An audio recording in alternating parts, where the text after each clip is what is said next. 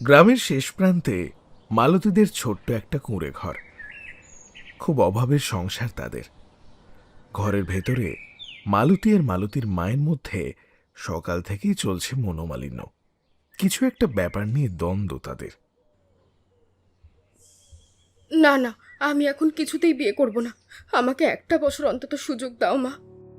শোন মা মালতী, তুই আমাদের বড় মেয়ে। তুই যদি না বুঝিস আর কে বুঝবে বল?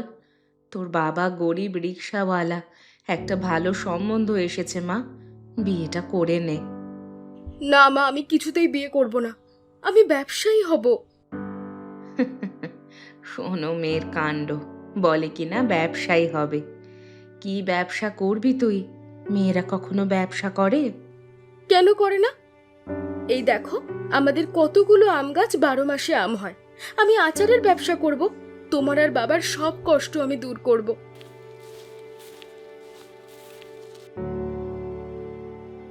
আরে মা, আমার কষ্ট দূর করতে হবে না। তোরা সুখে থাক, ভালো থাক, এইতেই আমার কষ্ট দূর হয়ে যাবে। তা শোন মা, বলছি যে ভালো ঘরের ছেলে রে, বড় মিষ্টির দোকান আছে, চাইলে ওকে একটু সাহায্য করতে পারিস। তোকে বিয়ে দেওয়ার পর তোর আরো দুটো বোন আছে, তাদেরকেও তো বিয়ে দিতে হবে নাকি? মা, আমার কথাটা শোন, তুই একটু রাজি হয়ে যা। মালতী বাবার দিকে তাকিয়ে আর কিছু বলতে পারে না। মিষ্টি দোকানদার রতনলাল বাবুর সাথে তার বিয়ে হয়ে যায়। রতনলাল বাবুরা উচ্চ মধ্যবিত্ত পরিবার। মালতী গ্রামের সাধারণ সাদাসিধে মেয়ে। শ্বশুর বাড়িতে গিয়ে প্রথম দিনেই পরে খুড়তুতো পিসির সামনে। হ্যাঁ রে মেয়ে, তুই কি কি রান্না পারিস বল তো? পারি পিসিমা, আমি মোটামুটি সব রকমের রান্নাই পারি। তাহলে এক কাজ কর, তুই তাড়াতাড়ি মুড়ি ঘন্ট তৈরি কর তো। মালতী হাসি মুখে রান্নাঘরে চলে যায়। সারাদিন ঘরের কাজ করে হাসি মুখে। এদিকে দুপুরবেলা রতনলাল সবে ঘরের মধ্যে প্রবেশ করেছে। মালতী তখন রান্নাঘরে রান্না করতে ব্যস্ত। কি গো, এক গ্লাস জল দিও তো। মালতী এক মনে রান্না করছিল, সে শুনতেই পায় না। আরে কই গেলে, এক গ্লাস জল দিয়ে যাও। মালতী কোনো উত্তর দেয় না, সে রান্না করতেই থাকে। এমন সময় রতনদা রেগে যায়, চিৎকার করে ওঠে। আরে কানে কালা নাকি? হ্যাঁ, শুনতে পাও না? বললাম না এক গ্লাস জল দিয়ে যাও। মালতী এবার রান্নাঘরে চমকে ওঠে, দৌড়ে আসে এক গ্লাস জল নিয়ে। বুঝতে পারিনি গো, রান্না করছিলাম তো। এই নাও জল। আসলে পিসিমা বলছিল মুড়ি ঘন্ট খাবে, তাই করছিলাম। রতনলালের চোখ মুখ রাগে লাল হয়ে ওঠে। সঙ্গে সঙ্গে জলের গ্লাসটা নিয়ে ছুঁড়ে ফেলে দেয় সে। লাগবে না, আবার জল টল লাগবে না একদম, যত সব। মালতী ভয় কেঁপে ওঠে। এই প্রথম তার সাথে কেউ এমন করে কথা বলছে। সে বেচারি কোনো কথাই বলতে পারে না। আস্তে আস্তে চলে যায় রান্নাঘরের দিকে। দুপুরবেলায় সকলে খেতে বসেছে। মালতীর হাতের রান্না সত্যিই অতুলনীয়। সবাই চেটে পুটে খাচ্ছে। এমন সময় রতনলাল বলে, আমার প্রিয় চাটনিটা কোথায়? চাটনি তো করিনি, পিসিমা তো বলেননি। পিসিমা আজকে বলেছিলেন কি কি রান্না করতে হবে, তাই আর কি। এ বাবা, তোমার বর কি কি খাবার খেতে পছন্দ করে তুমি জানো না? আশ্চর্য বউ তো তুমি। তুমি কাকে বিয়ে করেছো রতন? তোমার পছন্দ অপছন্দের খোঁজ তোমার বউ রাখে না? ছি ছি ছি ছি ছি ছি ছি ছি ছি ছি। আমি খাবো না কিচ্ছু, যা নিয়ে যাও সব। ঘর থেকে বেরিয়ে আসে এই রতনলালের মা প্রতিভা দেবী। বৌমা, তুমি কি কানে কালা নাকি? আমি বলেছিলাম, তুমি শুনতে পাওনি। আমার বাবুটা শেষ পাতে চাটনি ছাড়া ভাত খেতে পারে না। আচ্ছা বাবু, আজকে খেয়ে নে। সারাদিন খেটে খুটে এসে ঠিকমতো খেতেও পাবে না আমার ছেলেটা। আমি খাবো না বলেছি তো, বাইরে গিয়ে খেয়ে নেবো। আমি আসছি। তোমার জন্য আমার ছেলেটা আজকে ভালো করে ভাত খেতে পারলো না। আমি কোন মেয়েকে যে ঘরের বউ করে এনেছি, যত সব। প্রতিভা দেবী মালতীকে অনেক কথা শোনায়, কিন্তু মালতীর দোষ কোথায় তা সে বুঝতেই পারে না। খোকা তো খেলো না, তা তুমি আবার খেতে বসবে নাকি? খোকা খায়নি, তুমিও কিন্তু আজকে সারাদিন খাবে না। মালতী কাঁদতে থাকে, ঘরের এক কোণে বসে মন খারাপ করে। তার বাবার কথা খুব মনে পড়ে যায় ছোটবেলায় কত আদর করে তার মা বাবা তাকে ভাত খাওয়াতো। সে না খেলে বাবা মা নিজেরাও মুখে কিছু তুলতেন না। বাবা, কেন তুমি আমাকে এই ঘরে বিয়ে দিলে বাবা? তুমি তো বলেছিলে আমি নাকি সুখে থাকবো। এখানে আমার দোষ কোথায় বলো তো?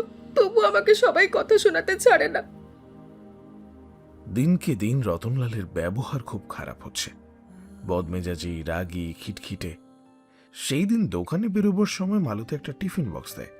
তুমি ঠিক টাইমে খেয়ে নিও, তোমার আজকে প্রিয় তরকারি হয়েছে। ওরে বাবা, আমায় একেবারে ছাতা দিয়ে তুমি মাথায় করে রেখেছ, তাই না? যত সব নাটক। সরো তো, কাজের সময় যত জ্বালাতন, সরে যাও। রতনলাল মালতীকে জোরে ধাক্কা মারে। সে এদিকে নিজেকে সামলাতে না পেরে তার মাথাটা দেওয়ালে ঠুকে যায়। সঙ্গে সঙ্গেই রক্ত বেরোতে থাকে। সেই মুহূর্তেই মালতীর বাবা আসেন মালতীর সাথে দেখা করতে, আর এই সমস্ত চোখের সামনে দেখতে পেয়ে পুরো চমকে যায়। এ কি জামাই বাবা, এ তুমি কি করছো? আরে আপনি আসুন আসুন, আসলে ওই কিছুই না, একটু লেগে গেছিল তাই আর কি, একটু রক্ত বেরিয়েছে। আরে এরকম তো একটু আধটু হতেই পারে। আসুন বেয়াই, আসুন বসুন।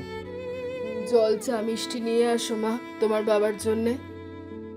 মালতী আমাদের লক্ষ্মী, এত ভালো মেয়ে আমরা দেখিনি। যাও না যাও, বাবার জন্য একটু মিষ্টি জল নিয়ে আসো, যাও। মালতী এক কোণে মাথা নিচু করে দাঁড়িয়ে থাকে। মালতীর বাবা সবকিছু দেখে সেখান থেকে চলে আসে। বাড়িতে এসে চিন্তিত মনে বসেছিল সে। কি ব্যাপার বলো তো? তোমাকে এত চিন্তিত লাগছে কেন? হ্যাঁ, জামাই বাবা মেয়ের উপর হাত তোলে, রাগারাগি করে, আর সেটাতে আবার ওর মা পিসিমারা কেউই প্রতিবাদ করে না। নতুন কি? প্রথম প্রথম বিয়েতে একটু আধটু হয়ে থাকে। আর তাছাড়া তুমি এখন আর ওর ব্যাপারে পড়ো না। অনেক কষ্ট করে আমরা ওকে বিয়ে দিয়েছি। ওকে আমি অনেক কষ্ট করে মানুষ করেছি, মেয়েটার উপর রাগারাগি হচ্ছে, হাত তোলা হচ্ছে। আমার মনে হয় আমার মেয়েটা ওই ঘরে ভালো নেই। আচ্ছা, তোমার এটা শুনে কিছু মনে হচ্ছে না? মনে হলেই বা কি করতে পারি? মেয়েকে বিয়ে দিয়ে দান করে দিয়েছি। ও এখন অন্যের বাড়ির সম্পত্তি। আমরা আর কি করতে পারি? আর তাছাড়া সব মেয়েদের একটু মানিয়ে নিতেই হয়। মানিয়ে নিতে হয় তা বলে এরকম ভাবে? সবাইকেই কিছু না কিছু মেনে নিতে হয়। কাউকে মানসিকভাবে, তো কাউকে শারীরিকভাবে, কাউকে দুইভাবে। কই, তোমাকে তো কেউ এইভাবে মানিয়ে নিতে বলেনি।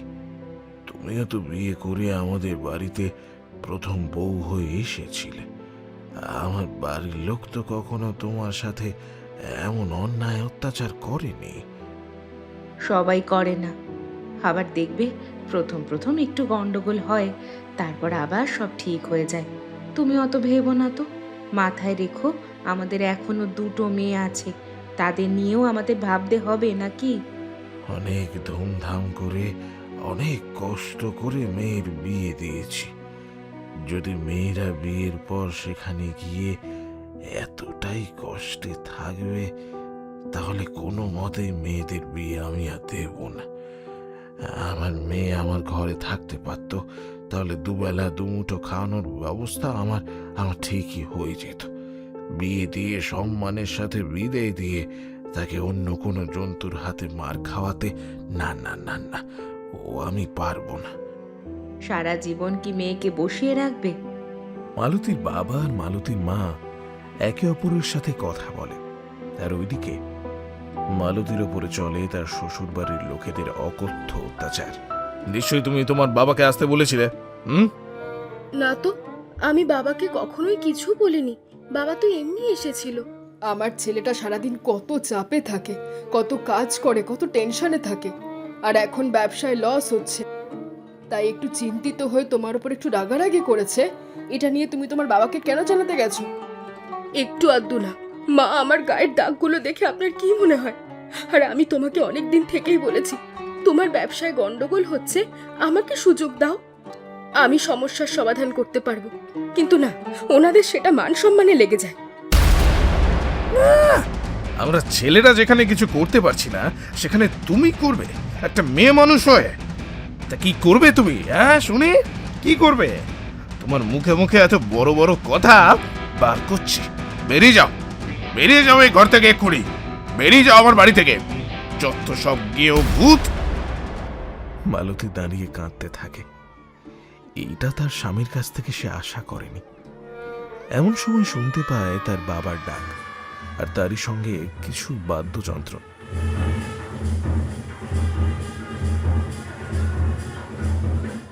বাবা, তুমি এখানে? আরে বেআই মশাই, কোনো আনন্দের ব্যাপার আছে নাকি? নিশ্চয়ই মেজো মেয়ের বিয়ে হচ্ছে। আসুন বাবা, ভেতরে আসুন। তখন তো আপনি কিছুই খেলেন না, চলে গেলেন। বাবা আসুন, ভেতরে আসুন। দাঁড়াও, কে বললো আমি এই বাড়ির ভেতরে ঢুকবো? যে বাড়িতে আমার মেয়েকে সম্মান করা হয় না, অত্যাচার করা হয়, সেই বাড়িতে আমি ঢুকবো না। আমার মেয়ে যথেষ্ট পরিমাণে বোঝদার। আমার মেয়েকে আমি যেভাবে হই হই করে বিয়ে দিয়ে শ্বশুর বাড়ি পাঠিয়েছি, আজ সেই শ্বশুর বাড়ি থেকে হই হই করে নিজের বাড়ি নিয়ে যাব। আমার মেয়ে আপনাদের এই বাড়িতে আর থাকবে না। আপনারা মানুষের সাথে মানুষের মতো ব্যবহার করতে জানেন না, আপনারা অমানুষ। মা, কই তুই? আয় আয় মা, চলে আয় আমার সাথে, আয়। মালতী দৌড়ে চলে আসে তার বাবার কাছে। কাঁদতে কাঁদতে সে ফিরে যায় তার নিজের বাড়িতে। তোমার কি মাথা খারাপ হয়ে গেছে নাকি? মেয়েকে নিয়ে চলে এলে? কত কষ্ট করে মেয়েটাকে বিয়ে দিয়েছিলে, আরো দুটো মেয়ে আছে। এবার তোমার এই দুটো মেয়েকে কে বিয়ে করবে শুনি? কাউকে বিয়ে করতে হবে না, কাউকে না। আমার মেয়েরা আমার বাড়িতেই থাকবে। মা, আমার কথাটা শোন। তোর যেটা ইচ্ছে হবে তুই তাই কর। আচ্ছা, তুই ব্যবসা করতে চেয়েছিলিস না? হ্যাঁ, তুই কর, সেটাই কর। আমি আছি তোর পেছনে। আমার মেয়েরা প্রতিষ্ঠিত হলে অবশ্যই তাদেরকে সকলে সম্মান করবে। দিদি, তুই বলেছিলিস না আচারের ব্যবসা করবি? কত কিছু ভেবেছিলি, আমাকে শেখাবি? আমিও তোর সাথে করব। আমিও করব, তুই কান্না করিস না দিদি। দেখবি একদিন না একদিন জামাইবাবু নিজের ভুল ঠিক বুঝতে পারবে আর ঠিক ফিরে আসবে। তাহলে আর কি, লোক ডেকে আম পাড়ো, আমের আচারের ব্যবসা করবে। আচার তৈরি করা কি আমি শিখিয়ে দেব নাকি রে? তাদের মায়ের মুখেই কথা শুনে তিন মেয়ের মুখে এক আলাদা আনন্দ ফুটে ওঠে। তারপর তার মা বড় কড়াই করে ঘরের উঠোনে আমের আচার তৈরি করে, আর সেই আচারের গন্ধ গোটা গ্রামে ছড়িয়ে পড়ে।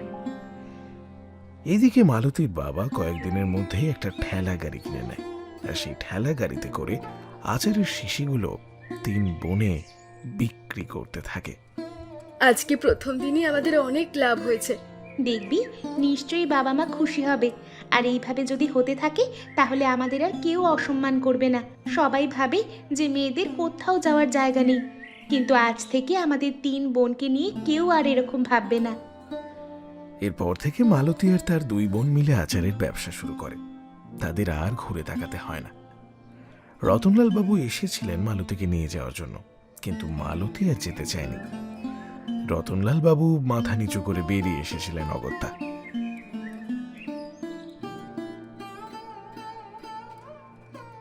নমস্কার বন্ধুরা, গপ্পদাদু ঠেকের প্রতিটি দর্শককে আমরা জানাই অনেক ধন্যবাদ। আমাদেরকে এতটা ভালোবাসার জন্য আর আমাদের পাশে থাকার জন্য। তবে আরও একটু ভালোবাসা আমাদের দরকার। আমাদের একটা নতুন চ্যানেল আমরা শুরু করেছি, যেখানে আপনারা পাবেন হাড়হিম করা মার্ডার মিস্ট্রি, ডার্ক ডকুমেন্টারি এবং রহস্যে ঘেরা কিছু সত্য কাহিনী। কার্টুনের পাশাপাশি যারা একটু রোমাঞ্চ গল্প ভালোবাসেন তারা আর দেরি না করে এক্ষুনি নিচে ফার্স্ট কমেন্টের লিঙ্কে ক্লিক করে আমাদের নতুন চ্যানেলটি সাবস্ক্রাইব করুন। আশা করি আপনাদের ভালো লাগবে, আর আপনাদের কেমন লাগছে সেটা আমাদেরকে কমেন্টে জানাবেন। ধন্যবাদ।